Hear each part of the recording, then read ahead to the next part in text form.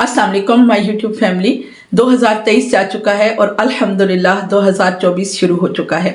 दुआ है कि अल्लाह रब्बुल इज़्ज़त आपका आने वाला हर लम्हा खुशियों से भरपूर लाए। एक बात ज़हन में रखिए कि आपकी जवानी तेज़ी से गुजर रही है। हर आने वाला दिन पिछले दिन को ख़त्म कर रहा है। वो लम्हा जो गुजर चुका है वो अब दोबारा लौट कर कभी नहीं आएगा। 2023 जो ख़त्म हो चुका है दोबारा आपकी ज़िंदगी में फिर नहीं आने वाला। तो हर लम्हा जो गुजर रहा है वो अल्लाह रब्बुल इज़्ज़त की दी हुई बहुत बड़ी नेमत है। इसकी कदर कीजिए, इसे खुशियों के साथ और शुक्र के साथ गुजारना सीखिए। याद रखें कि जब इंसान शुक्र अदा करता है तो अल्लाह रब्बुल इज़्ज़त उससे बहुत राज़ी होता है, बहुत खुश होता है। हमारे नबी सल्लल्लाहु अलैहि वसल्लम ने फरमाया कि इंसान जब शुक्र अदा करता है तो परवरदिगार आलम उसकी नेमतों में और ज़्यादा बरकतें अता करता है और ज़्यादा इजाफा करता है।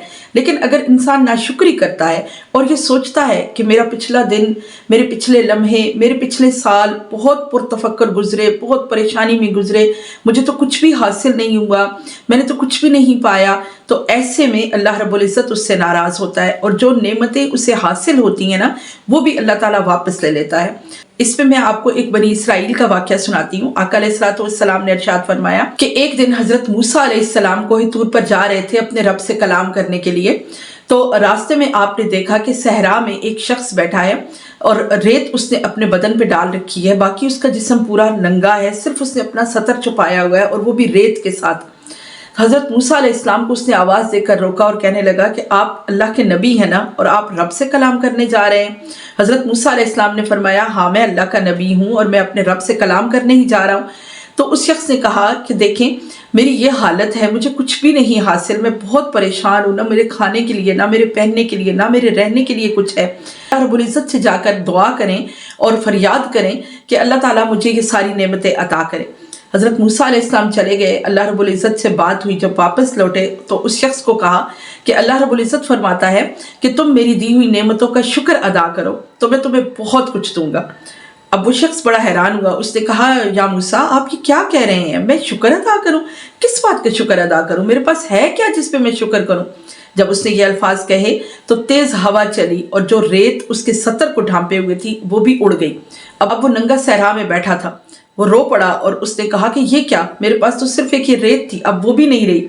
उस वक्त अल्लाह रब्बुल इज़्ज़त ने निदा दी और हज़रत मूसा अलैहिस्सलाम से कहा कि ए मूसा इससे कहो कि अगर ये इस रेत पर ही शुक्र अदा करता तो मैं इसे और भी नेमतों से नवाज देता। अब इसे उस रेत की कदर आई है जो इसके पास नहीं है।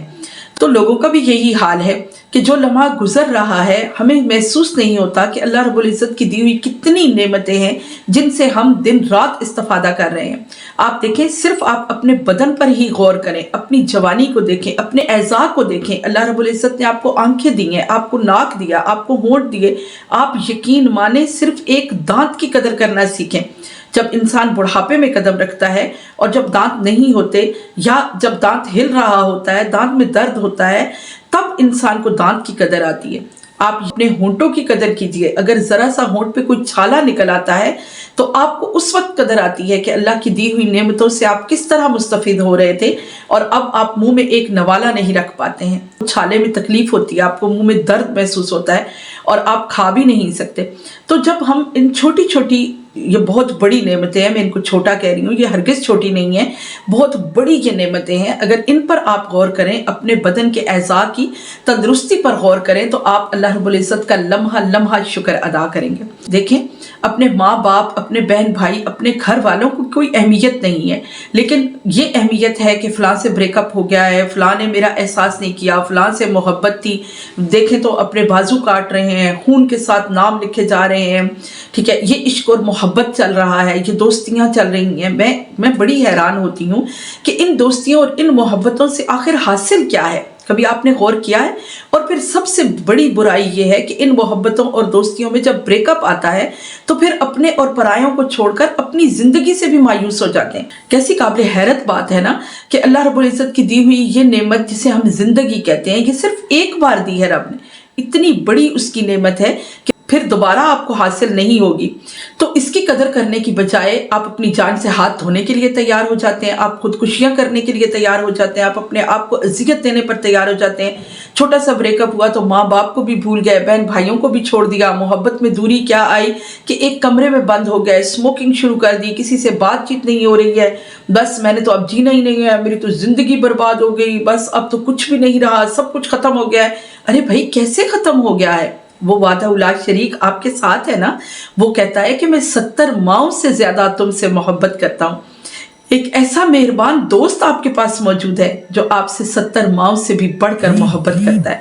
तो किस तरह से मुमकिन है कि आप अपनी जिंदगी से मायूस हो जाएं? वो कुरान में कहता है, अल्लाह की रहमत से हरगिज मायूस ना होना, वो जो तुमसे 70 माओं से बढ़कर प्यार करता है, हर वक्त तुमसे बाखबर है, वो तुम्हारी तन्हाइयों का साथी है, वो तुम्हारी मजलिसों का साथी है, वो तुम पर हर लम्हा अपना करम, अपनी जूद, अपनी सखा करता है, वो तुम्हारी दुआओं को कबूल करता है। और याद रखो, अगर कभी तुम्हारी दुआ कबूल नहीं हो रही होती तो आका करीम सल्लल्लाहु अलैहि वसल्लम ने फरमाया कि कबूल हर दुआ होती है, सिर्फ उसके ज़हूर के अंदाज मुख्तलिफ होते हैं। कभी तो फ़ौरन ही वो ज़ाहिर हो जाती है कि उसकी कबूलियत हो चुकी है, और कभी दुआ कुछ वक्त के बाद कबूल होती है। जैसा कि आप देखें, हज़रत मूसा अलैहिस्सलाम ने, कुरान में जिक्र है कि हज़रत मूसा अलैहिस्सलाम ने अल्लाह रब्बुल इज़्ज़त से दुआ की कि या अल्लाह इस फ़िरौन को तबाह कर दे, इसको गर्क कर दे। तो अल्लाह रब्बुल इज़्ज़त ने फरमाया, मूसा मैंने तुम्हारी दुआ कबूल कर ली। और आपको पता है कि 40 साल के बाद फ़िरौन गर्क हुआ। तो अल्लाह रब्बुल इज़्ज़त ने हज़रत मूसा अलैहिस्सलाम की दुआ कबूल की, जो उन्होंने फरमाया कि या अल्लाह फ़िरौन को गर्क कर दे। तो अल्लाह रब्बुल इज़्ज़त ने फ़िरौन को 40 साल के बाद गर्क कर दिया। दुआ कबूल थी, लेकिन उसका ज़हूर अपने वक्त पर हुआ। इसी तरह से आका अलैहिस्सलातु वस्सलाम ने फरमाया कि अगर तुम्हारी कोई दुआ दुनिया में कबूल नहीं भी होती तो आखिरत के दिन, क़यामत के दिन, हश्र के दिन तुम्हारी दुआ कबूल होगी। उसके बदले में तुम्हें नेकियां मिलेंगी और उस दिन बहुत ज़रूरत होगी। तो ऐसे में जब आप घबरा उठते हैं, जब आप परेशान हो जाते हैं, तो लिल्लाह अपनी ज़िंदगी से मायूस होने की बजाय अपने मालिक की तरफ रुजू करें, अपने दोस्त की तरफ रुजू करें, नमाज पढ़ें, उसके हुजूर सजदा करें, बावजू हो जाएं। जब भी आपको कोई परेशानी हो फ़ौरन बावजू हो और उसके हुजूर सजदे में झुक जाएं, सजदे में सर रखें और अपने दिल का दर्द, अपना दुख अपने रब से बयान कर दें। देखेंगे कि आपके दिल को कैसा सुकून मिलेगा। आप दुनिया में कितने ही दोस्त बना लें, आप दुनिया में किसी के सामने भी अपने दिल का दर्द रख लें, लेकिन आपको ऐसी तसल्ली, ऐसी तशफी नहीं मिलेगी ऐसी रब आपको तसल्ली देगा। सिर्फ सजदे में सर रख के रोने की देर है। अपनी सारी परेशानियां, अपनी सारी फिक्रें उसके हवाले करके देखें, उससे फरियाद करें, उससे कहें कि या अल्लाह मेरी ये परेशानी है, मैंने इसे तेरी बारगाह में दे दिया है, बस तू हमें माफ़ कर दे और हमारी इस परेशानी को दूर कर दे, मुझे माफ़ कर दे और मेरी इस परेशानी को दूर कर दे। बस आप ये कहकर उस पर भरोसा करें, उस पर तवक्कुल करें और भूल जाएं अपनी परेशानी को। जो आपने उसके हवाले कर दिया, आप उस परेशानी को भूल जाएं और फिर देखें कि अल्लाह रब्बुल इज़्ज़त आप पर कैसा अपना करम करता है।